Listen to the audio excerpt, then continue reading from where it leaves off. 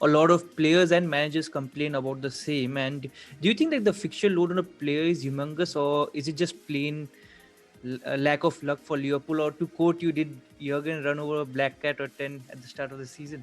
Yeah, absolutely. I mean, it's no, I think the fixture load is huge on players, and you know, I know there's a lot of people from bygone eras who will talk and say, well, you know, we just played, we didn't worry about fatigue, and we didn't worry about recovery days and whatever. Yeah.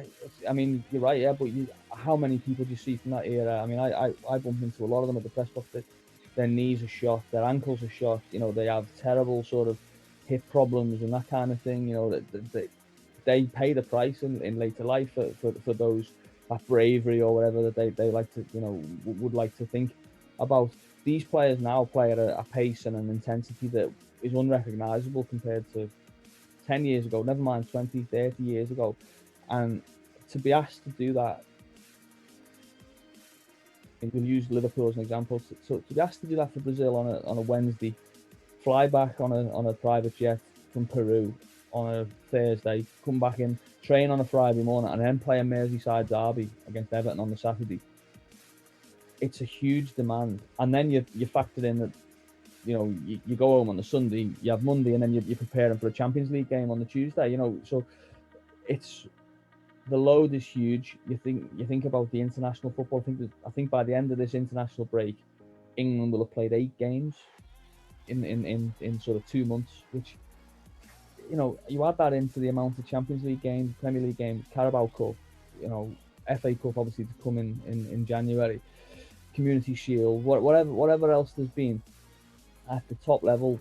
The demands on players is absolutely huge, and it's no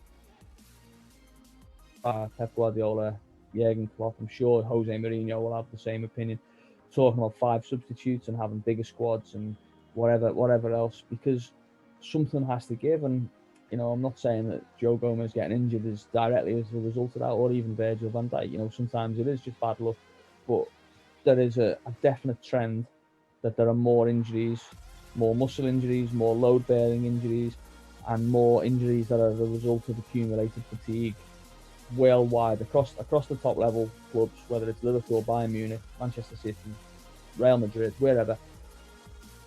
Players are being pushed to the limit. And it is a little bit like cross your fingers and hope that you get through it. And Liverpool have had a bit of luck with certain players, touch wood.